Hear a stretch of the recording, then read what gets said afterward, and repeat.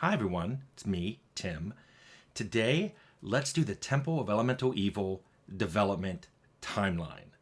Now, a lot of people liked my Fallout and Arcanum development timelines, and they're linked below.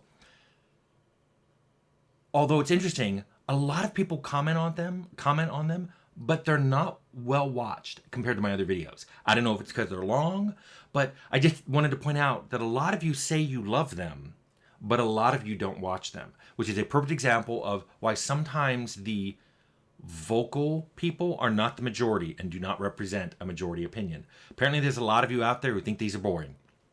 So let me give you a caveat ahead of time. I don't know how long this is going to be. I made a lot of notes, but keep in mind that Temple was done in half the time of Fallout and Arcanum. Those two games took 3.5 years. This game took a year and a half plus 2 months. So almost exactly 50% of the time. Also, for the last 20% of this game's development, I was high as a kite on painkillers because of a kidney stone. And I'll talk about that because it's in the timeline.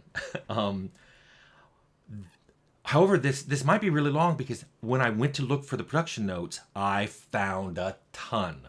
Tom Decker, the producer, took a lot of production notes. So when you combine his with mine, I ended up with a lot of stuff to go through. There were so many, I could probably tell you to the week and sometimes the day when a certain creature got put in the game, or a map got completed, or a feat got coded, or a spell went in with both code and then particle effects. I could, but we'd be here for hours and most of you aren't going to care. So I'm not going to do that. I'll occasionally throw out where we were in the development so you can get an idea of how the game grew over time. But if you want more details about some of the things I'm talking about, there are a bunch of videos linked below. A lot of them are Temple of Elemental Evil videos, but also stuff about some other things that either came right before or after it. Also, Leonard reminded me after my Arcanum development timeline that Activision actually came to us first. They actually approached us in late 2001 after Sierra pulled back from us making our Lord of the Rings game. And I have a whole video about that Lord of the Rings demo, link below. So what he reminded me, and this is super unusual, is that we had actually started work in late 2001 on Vampire Bloodlines, even though we had no contract. This is so rare in my world that this has only happened one time, where someone decided to give us money, not for a demo, not for anything. There was no contract. There were no deliverables. They were just paying us to do it while we worked on the contract. So when Atari showed up and said, do you want to do this? Do you want to do a D&D game? Of course, I wanted to do that badly. D&D was my entire, childhood and in college and grad school. But Activision, of course, wanted the three of us, me, Leonard, and Jason, to sign their contract as there's things called keyman provisions where the contract can be declared void if any of the keymen don't work on it. And we had to do a very brave thing and say, no. I basically said, you don't get me. You can have them, but you don't get me. And of course, there were some arguments and back and forth and all that. Eventually, Bloodlines got signed with them, and I signed the D&D contract. That was January of 2002. I'm not sure how late in it. My files are timestamped as early as January 3rd, but those are for unsigned versions. So, anyway, bear in mind, too, that most of the Arcanum team, remember, they're only 14, they went on to Vampire Bloodlines. All that Temple got was me, and I was going to be the project lead and lead designer. Steve Moray, who was a programmer on Arcanum, was stepping into the lead programming role on Temple. And Mike McCarthy, who was an artist on Arcanum, was stepping into the lead artist role on Temple. Everybody else we had to hire quickly. And again, I have detailed notes on this, so I could go on all of them, but it feels very divergent to do that. So let me just give you an example. We were talking to people to hire as early as February. One person we talked to in March was Lucas Feld. Lucas interviewed, signed and started on April 22nd, 2002. 1 week later, April 29th, Lucas had finished doing the interior map for the Church of St. Cuthbert in Hamlet. That's how fast we were going. Super fast. I can't stress to you how quickly development rolled on this project. Maybe you don't need me to stress it. Maybe you can look at the end product and go, I see where you cut corners and I see why there were bugs and other issues. But I just want to let you know, this is the kind of mode I was in. And then when I moved on to Vampire, I was in that, putting out fires mode and all kinds of things. So that's why when I rolled into Carbine, I was shocked at how slow things went. Things that we would do in a week, we would design, execute, and be done in a week on Temple. We would still be talking about it after a week at Carbine. So very, very different executions of games. Now, Atari, they were exciting to work for at first. I mean, this was Atari, my first love computer brand because of my Atari VCS console and then my Atari 800 computer. They were huge fans of Fallout, huge. They were happy to meet us. They told Fallout stories from their playthroughs. They told us that the feats in D&D 3rd Edition were because of the perks in Fallout. This is where I first heard it, when Atari showed up wanting us to do a game. But then when they said, hey, you get to pick your own module, I mean, I was hooked. I was hooked like a fish. Now, bear in mind, though, and I knew this, but I didn't understand it, Atari wasn't Atari then. They were Infogrames. They had bought Hasbro a few months before. This was early 2002, very early 2002. So in 2001, they had bought Hasbro. They had bought WotC, Wizards of the Coast. I'm just going to say WotC from now on. They had bought them in 99. And they had bought Atari in 98. The people coming to us were branded Atari, but they were Infogrames. Now, the reason I bring this up is the WotC folks, there were people at all these different companies that our game would flow through for approval. The WotC people would prove challenging, and I'll talk about that. The biggest thing that happened with Atari is that they wanted a really, really, really short development cycle. I mean, think about it. 18 months is kind of crazy. Because of that, they said, you should use an established module. We don't think you have time to create one. We want you to reuse the Arcanum engine, because we had told them we owned the code. Not any of the art or any of the system mechanics, but we owned the code. And by the way, because of that, we kept the rights for Temple 2. And I will reiterate this because there are people who still don't seem to hear me or understand this. I own the code to Arcanum. I own the code to Temple. It doesn't mean I can release it. There's all kinds of legal restrictions on it for why I can't release it. The easiest one to understand is if I released it, the source code, it would be easy to remove DRM. It'd be easy to remove things that were required by law to be in there, like certain splash screens at the beginning, like this is brought to you by WotC or Atari or Bing Video or whatever. Things that legally have to be in there. You guys could trivially remove. So I'm not going to be a party to that. So sorry. But this is why there's no remaster for Temple like there were for Baldur's Gate or Icewind Dale, because they would need to license my code. And even though we went back and forth, well, I shouldn't say we went back and forth. They asked for an offer. I gave them 3 different offers. They never gave me a counter offer. I finally gave up. So that's why you don't have an extended edition of Temple of Elemental Evil. Let's go back to Temple. So they wanted it done in 18 months. This later got extended 2 months. 18 months is crazy, insane for a fully featured game, even with an existing engine. It's crazy. So we tried to cut back, or I should say I tried to cut back. I deleted Druid and Bard, and I think even Paladin, but I know I deleted Druid and Bard from the design doc. Nope. They said, nope, you got to do it all. I tried to reduce the scope, by saying, well, maybe we could cut things out. And they're like, no, we think you need these things. So I should have pushed back harder, and that's my fault. Like I said in one of my other videos, I'm to blame that I signed this contract, knowing that it was kind of a ridiculous scope. Now, they let me pick the module. I picked Temple for lots of reasons. For sentimental reasons, it was one of my favorite modules that I played in my high school campaign, my high school D&D campaign. Second, it was Greyhawk, and at that time, no other Greyhawk computer game had ever come out. And I'm like, well, that's weird. I found out later it's political reasons. Well, but also Gygax made this module along with Frank Menzer, and I got to talk to him. And I've talked about that in other videos. I got to talk to him in early 2003. I had a phone call with him, and he helped me resolve issues that were in the module that had been in there since it came out. I mean, there was a paladin using a chaotic good aligned intelligent sword. I didn't understand that. I didn't understand the whole elemental evil thing. He talked about the original intention that the bottom layers would contain an elder elemental god, not Zugtmoy.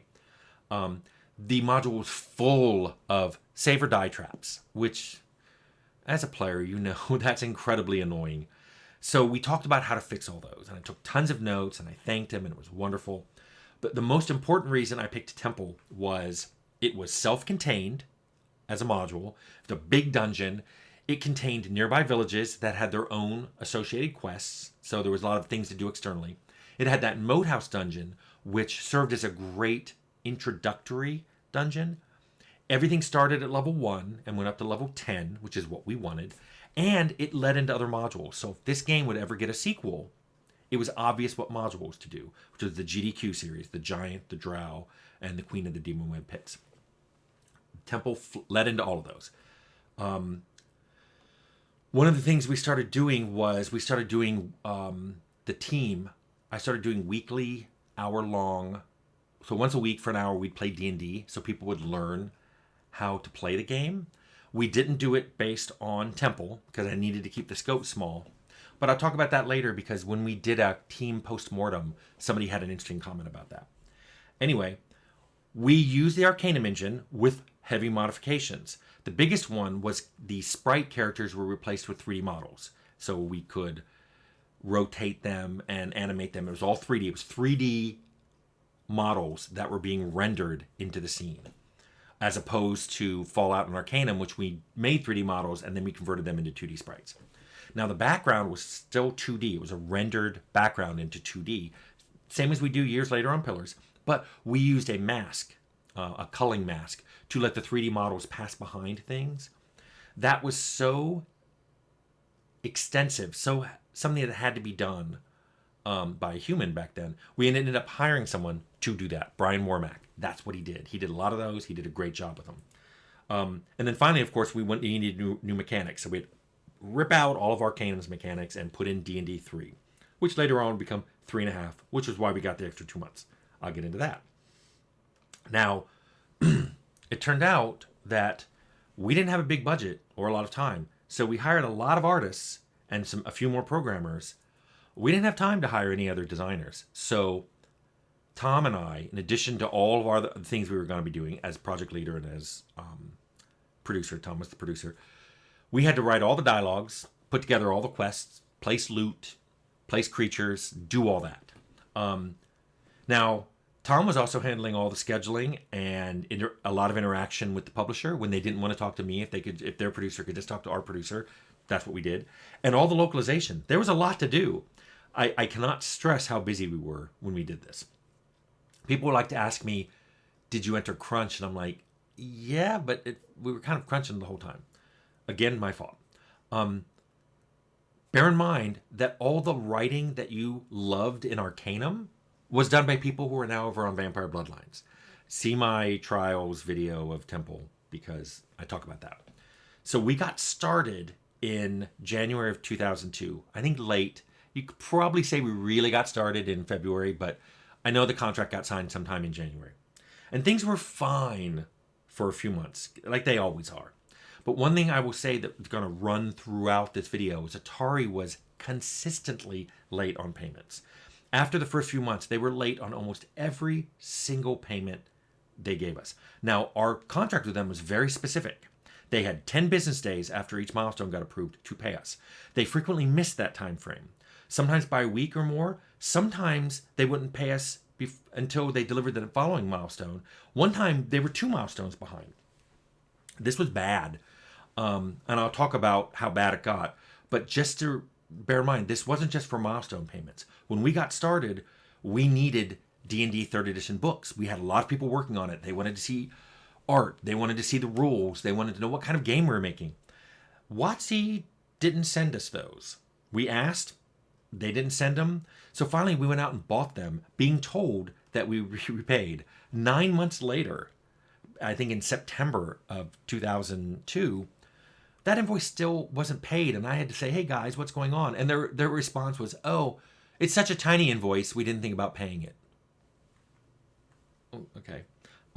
Anyway, let's start going through it month by month. Now, April and May, we pretty much staffed up. So you can think of those months as we interviewed a ton of people. I wrote a big GDD, which is what they wanted, a game design doc, explaining how we were going to turn Temple into a computer game, the things that were going to be different in a computer game from the paper and pencil. In fact, there's an appendix in the manual for Temple that explains all these things. By June of 2002, the Moat House map was playable. And that's just not one map. It's 4 maps plus the exterior. You could play it with a party. You couldn't create the party, but you had a party. There were NPCs with dialogues. So there were some paths through that were not combat where you could talk to people. I mention this because going forward past June, the Moat House was now our test bed for new features. If any new feature went in, if we put in lockpicking doors or chests, if we put in traps, if we put in particle effects, if we put in new player classes, new player races, we tested them on this Moat House map. Now, the Moat House map wasn't completed in the sense of it had the final lighting and fogging and all that, but you could play it. And that was our testbed map. So in July of 2002, I started discussions with Atari on the many late payments. This will come up again. Quests started going in as early as that. We had NPCs that could give them via dialogue, and they would now appear in your quest log. We had that UI done. It was one of the earliest UIs we did. We then made the backdrop cutting tool. It was completed, so now we could, unlike the Moat House map, have 3D players that would cull behind walls. Because remember, the map was just 2D. It was made in 3D, but then was just projected as a flat texture. So we'd have culling maps so that if you looked like you were walking behind a wall in the map, you would actually get, your character would be masked. Brian Wormack was the one who did that. Actually, a programmer made the tool. Brian Wormack was the one who did it on all the maps. I have so many funny quotes from the production notes. I don't know how many I'm going to say, but this one caught my eye. This was in July of 2002. Quote, now that we support the exotic weapons feat, are we actually going to have any exotic weapons in the game? I don't know who said that, but the feat was in because it was a D&D 3rd edition feat. But I was like, I don't know if there are any weapons that count as exotic in this module. We ended up having some. August 2002, we finally showed off the Moat House fully masked with an initial lighting pass. It looked good. We also got the mini-map and town map UIs working.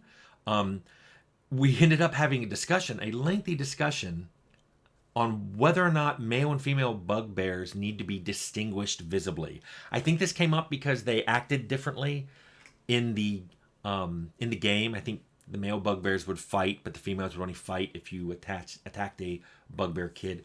So we just wanted to know, like, for the player to be able to know what would the reaction be if they attacked the bugbears. Sometimes these discussions are important. September 2002, we added map fogging. So now, like the Moat House map had fog. So as you moved along, it would uncover, the places you had been. The work began on the map of the temple, the exterior map, and the first dungeon. The Hamlet map was also created in its first form. It got revised over time. Water started flowing, and the water wheel at the mill started turning. But we had our first exterior Hamlet map done by September 2002. This was the first time that in our weekly team meeting that the concern was noted that many features and elements were going into the game that were marked done but weren't really complete. And this could either be the programmer said it was done, but it didn't seem to work on all the maps, or a feature was marked as done, either with code or art, that wasn't working for all the the items we had or all the creatures we had, and that concern grew and grew and grew over time. In October 2002, we sent music, sound effects, and voiceover lists to Scott Snyder, who was the audio director at Infogrames in charge of our project. Cloth Sim got added into our game, which we're going to use for armor and I think a few props. This was a big deal back then. Cloth Sim wasn't common. It looked good, though, for people in robes and flags and things like that. We had started a new pathing system, pathing code, because one of the programmers thought they could do better than what was done in Arcanum. And I was like, we spent a lot of time on that. Concern was beginning to rise and was noted in a production meeting that we've already spent a lot of time on pathing and we don't see any improved pathing. And this was October of 2002. Also, Tom and I began design on the elemental nodes because in the module, they're blank. They're mentioned as existing. There are no maps and no real discussion about what's there. We also had a discussion that was in one of the production meeting notes that someone brought up a problem with True Seeing, both the spell and the Gem of, because Zuggtmoy could appear and be shape-changed into an old crone, and in that sense, she could fit into places in the dungeon that her real form, that giant tentacle-y form, would not fit. And people were like, well, what if we use True Seeing on Zuggtmoy in a place she won't fit? I don't remember how we fixed that either, but the discussion came up in October of 2002. By November of 2002, all the main story arc dialogues had been written.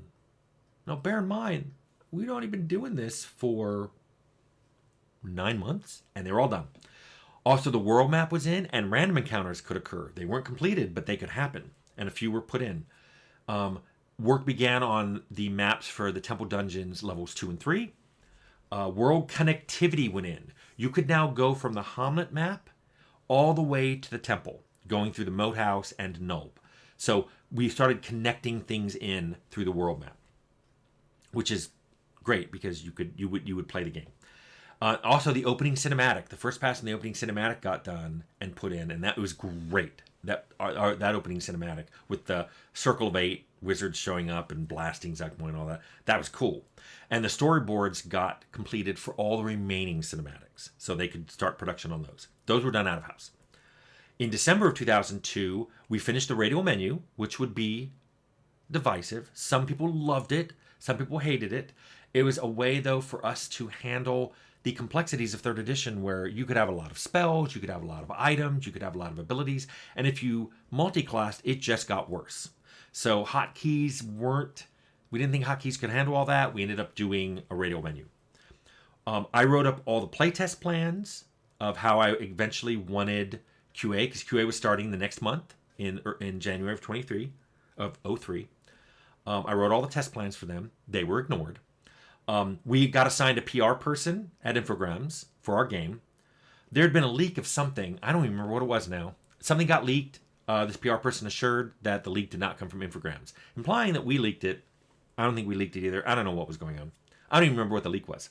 The production notes contained that everyone was excited for the Lord of the Rings Two Tower movie coming out, and that everyone was excited about the upcoming gift exchange at the Christmas party. I did a whole video about that gift exchange. It's linked below.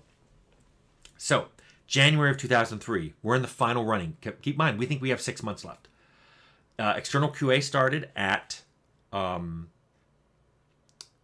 Infogrames or Atari or WotC.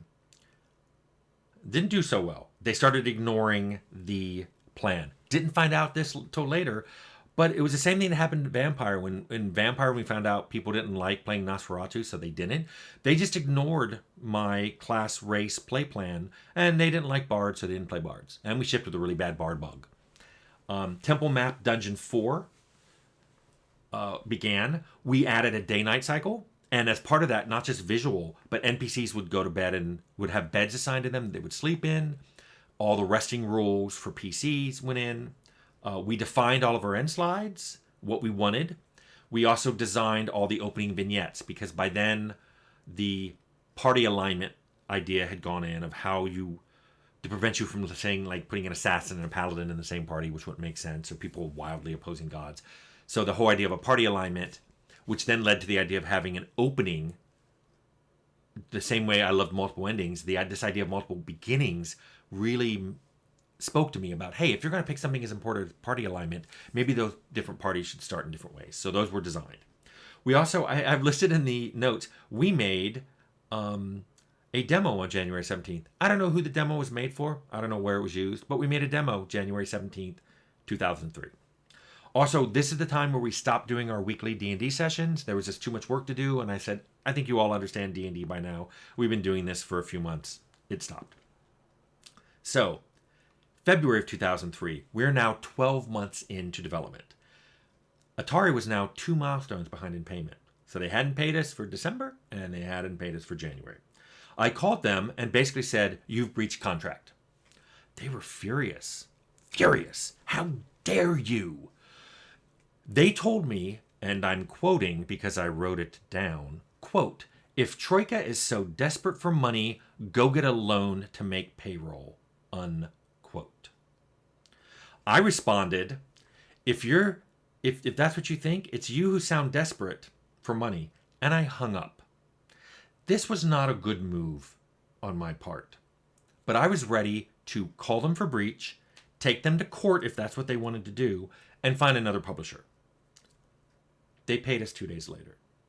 I don't know if I called their bluff. I don't know if they were just tired of dealing with me, but they paid us. However, a few weeks later, they'd pay back with something I called the lists, and I'll get to that. So, about the same time, just as a side note, and this was in my production notes, a producer from Interplay called me with questions about the install maker I made in 1994. In my Fallout video, I talk about how I got put in charge before I started making Fallout of making all the installers for all the different games, and I eventually made a program to do it, where you'd say, oh, here's what kind of discs it's going on to, whether it's going into CD or the smaller, the 3.5 discs or the 5 1/4 bigger floppies. A producer was calling me about that. It's 2003. I made that in 1994. I hadn't worked at that company since 1998, and they're calling me on the phone with questions about it. I helped them out. But to me, these kind of notes just go, why was I even being nice to a company that was being not nice to me? And I'll tell you later that niceness pays off, and I'll talk to you about that when I get to it. Actually, it's next month, March 2003. So, March 2003, the very first note I have is, text is now locked for game localization. Keep in mind, we think we're going out in a few months. Text lock means everything in the game that has a voice attached to it can no longer be changed. So you better be sure that it works, that what they're saying is correct, because it's not being changed. Players now start in the vignettes. We finished the vignette design, and we got the maps done for them, and we got them quested up and monsters and loot. So players now start in their vignettes when they create a party. I went to the GDC that year. It was in March in 2003. I went with Leonard because I wanted to start doing pitches for what we were going to do post-Temple. Because in my mind, we were finishing Temple in a few months, and I didn't want to do what we did with Arcanum and wait for it to be over. While I was there, I had a really good chat with Phil Adam, who's now the president of Interplay. He apologized to me about how my departure had been handled. There's a whole bunch of stuff about that in other videos. He also claims that he helped us get the contract with Infogrames because he spoke to Steve Allison, I think the executive producer or producer there, at length about, and I quoted this is what he said. He goes, I talked to him at length about how wonderfully passionate and intelligent you are. Not only is that nice and really sweet, but that right there is your answer. Be nice to people, even when sometimes other people aren't being nice to you. Because that was really sweet of Phil, and maybe it's why Temple even exists. I don't know. I don't doubt him. While I was at that GDC, I also met Dave Taylor, who was a programmer on Doom and Quake. I wrote this down. I must have thought it was important. He knelt down and kissed my shoes and said I had changed his life. It was really hard to respond to something like that, so I introduced him to Leonard Boyarsky and watched him gush to Leonard over the Fallout opening movie. That was the world I lived in. I mentioned the list. When we got back from GDC, it was either late March or early 2003, WotC sent me a list. These were all things they wanted removed. Swear words. We weren't saying really awful things. It was more like damn and hell. They wanted swear words removed. They wanted references to TV shows and movies. And you guys know my humor. I don't make those blatantly. These were somewhat subtle references to Buffy and the movie Legend, stuff like that. Nope, they wanted them all gone. NPC names they wanted changed, including NPCs that were named that way because the original module had them. There was a bartender named Dick Wrench. They were like, we can't have that. Okay. Now, what's weird is they had that module. We picked it in Milestone 1, which got approved. And I looked. That particular NPC was mentioned in the GDD, which they had in Milestone 3, which they approved. And the response was, we approved it then, we're not approving it now. Remove it. Then there's children who had also been in the game since the very beginning. They wanted us to make them invulnerable. The problem with that is there's a lot of rules in D&D about flanking and cover, which would be unclear what to do with a child. Does the child count as flanking for people on their side? Do they count as cover for either group? We don't know. So we just deleted them, and that caused some issues. There was also a lesbian NPC in the brothel in Nulb that they said had to go. I pushed back on that, but they cited the fact that Temple was going to go out with a teen rating. They ended up, to get rid of her, they just deleted the whole brothel, which then deleted all the associated quests and NPCs, which was a big chunk of Nulb. We lost hours of content because of that decision. Interestingly, Bertram, the pirate, is also gay. I didn't write him. Tom Decker wrote him. He survived. Why? They asked me to remove him, but they wouldn't send it in writing. So I just never did it. And the contract required everything to be in writing. So Bertram survived. I think Time Magazine wrote up him being a gay character in a major game release. Basically, all of those things I asked for had been in for a long time in approved milestones and took us a lot of time to remove. A lot of time was wasted removing these things. This gets us up to April. April 2003. The game is now fully playable. Character creation, party creation, vignettes. You can play from start to end. You don't get the end slides, though. They were designed, but the work had begun on them, doing the art, getting them integrated into global variables so they show up at the right time, and basically play in a certain order. We started work on a design tutorial. I actually think Mike McCarthy did a lot of that. We didn't have a tutorial, and people were saying it was a little complicated. I didn't want an unavoidable tutorial, so I think it went in at optional. I have a note that Rob Smith from PC Gamer came to Troika on April 15th, tax day. I don't know what he saw. I don't know what he's there for. I wouldn't even remember it if I hadn't written it down. This is why I take notes. This is also April of 2003. April of 2003. This is when WotC tells us about D&D Edition 3.5. By the way, it's due to come out when we were due to come out, July. Bear in mind, they knew about this for a long time. They didn't tell us. They just told us a few months before. Could we switch to 3.5? I was like, yeah, and I actually think we should. If we come out at the same time 3.5 comes out, people aren't going to care about 3 anymore. I asked for 6 months to do it. Mainly because we'd have to rip a lot of things out and replace it. They said no. I think I then asked for 3 months. They said 2. Take it or leave it. They said either take 2 and be 3.5 or take no extra time and be 3. We took 2 months.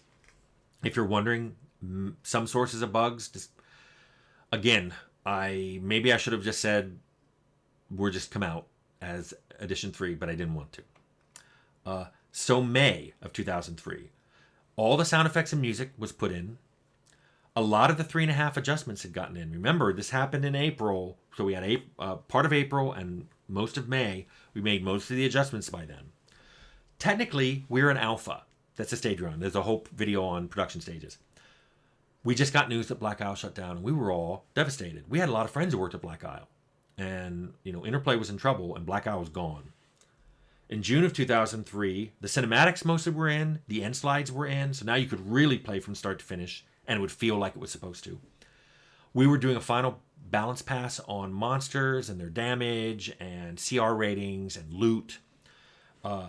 We started internally, people started doing start to finish in-house playthroughs if they had time. Like if an artist was rendering out a lot of art, they'd play the game. If someone wanted to stay late, play the game. I would come in on weekends and play the game. Here are 2 comments from the June 2003 production notes. Quote, "How do we turn off bardic music effects? Tom Decker thinks Inspire Courage makes the player party look like they're running around on fire." Unquote. And then another one is, quote, "Daniel just played the game from start to finish in 5 hours." Unquote. By the way, that's Daniel Alpert, our art intern, who would later be the lead artist at Obsidian on The Outer Worlds. 5 hours. July 2003, all the cinematics are in and done. All the voiceover is in. Everyone is now playing the game with different parties to see what happens, because a lot of things can't be done now. I mean, a lot of the game is locked. Atari was being very non-committal on whether or not there'd be a Temple of Elemental Evil 2. At the same time, we heard about Fergus creating a new company called Obsidian, and they had a contract to do Neverwinter Nights 2. And I'm like, hey. And they were going to do it on Xbox and PC in 18 months. So I knew what was ahead of them. Wow, that's a tight time frame. August 2003, we're now in beta. So all we're doing is fixing bugs. So everyone who's not fixing bugs and looking for bugs is playing the game. We continue fixing bugs. There was a PR event in London. I went to it, did the whole video about it with pictures. I got back from that event and immediately, like a few days later, woke up in horrible, agonizing pain. I had a kidney stone. Most people pass a kidney stone in a day or two. I had it for 4 months. I got it in late August and passed it in early December. The entire time, it causes agonizing pain. I was on severe and strong pain-killing medication to the point where a lot of people on the team were kind of worried about me because apparently it really muted my personality. I have less notes in August and September because of that. Anyway, September 2003, we were giving Atari gold candidates, saying, hey, here's a potential for shipping, and then us and them would both look for bugs. In September, they decided one of the gold candidates, which had known bugs that they had seen and we had seen, was good enough, and they shipped it. We made some patches. We made more patches than Atari released. And I'll just reiterate this here because a lot of people still misunderstand this. We made patches that Atari didn't want to test or release because they didn't want to spend the money on the testing. However, our contract said we weren't allowed to release them. And we asked if we could release unofficial ones, and they said no. So we made patches that they said no, we couldn't release. But the rumor got out that Troika wouldn't release a patch unless Atari paid for it. It wasn't that we wouldn't, it was that we couldn't. Luckily, we were saved by a modding group called Circle of Eight, who made some really great and insightful patches. Anyway, let me talk a little about the team. I mean, the heroic effort. This was a small team, just like Arcanum, but they made Temple in half the time of Arcanum. Such a heroic effort. I mean, look at the game. Beautiful art, beautiful maps, amazing creatures, great sound effects. Zuggtmoy, the reimagining of the Zuggtmoy character ended up on the cover of Dragon Magazine 337. We did a really masterful encoding of the D&D 3.5 rules. First 3 and then 3.5. That was amazing. Our programmers were amazing. We included an appendix in the game, I mentioned in the manual, that said the few rules we changed. It's a really accurate interpretation of 3.5 on a computer. Now, we ended up doing a team hindsight and postmortem, which some people talked out and other people were more comfortable mailing me their stuff. This is the highlight of them. A lot of people said we should have just demanded more time or reduced the scope or just reduced it without even getting permission, just saying this literally can't be done. Easier said than done. I'll own that problem, but I tried to reduce the scope. I tried to ask for a longer time. They said no. If we'd done either of those things, they probably would have just stopped paying us. One programmer suggested that we should have made our own module, that the time we spent adapting Temple would have took longer than just creating a module for the game, and he even pointed at the module I created to teach at them all the rules at the weekly play sessions. Would have been a great jumping off point. We added a lot of features that are not part of D&D, like party alignment, like the vignettes. I think it helps a great deal. In fact, I think starting stories is something that haven't, multiple starting story points is something that hasn't been examined much in RPGs. And we did that 21 years ago. Well, we ended up going down a big rabbit hole with pathing. We lost a lot of programmer time trying to make a better pathing system. We ended up with a smoother set of paths, but the pathing system ended up being not everything we thought it was going to be, and we lost a lot of code time. We also had really bad external QA. I'm not saying that they were bad at what their work was. I'm just saying the fact that they chose not to follow the test plans and the fact that they just never played bards because they didn't like them, that was horrible. And we ended up shipping with a really nasty crash bug that was related to having bards in the party. By the way, one of the things that came up, and I just pointed this out in my own postmortem, this was the last recipe I included in a game. I didn't do one for Bloodlines. I think I was done. I was done fighting stuff. I was like, why do I do this extra work for silly and fun when we get crushed on other things? And I was just kind of done. So I didn't do one on Vampire. I didn't do one again until Pillars of Eternity. So after September 2003, after the team had made the patches that did get released, most of the team switched over to Vampire. Some people didn't want to and they left. Most of them switched over to Vampire Bloodlines. Activision was willing to increase the budget and make a bigger team to try to get things done. I did it in a very non-publisher facing way. I was done. My role on Vampire was helping coordinate the programmers and doing HR work, and then some AI, especially boss AI code. That was it. Leon handled all the publisher-facing stuff. And after September 2003, that was pretty much the end of Temple of Elemental Evil and the work at Troika. I hope you like this. Oh my goodness, it ended up being the longest one ever for the shortest game ever with the lowest review score ever. Anyway, I hope you like that, and I hope you found some things in there insightful.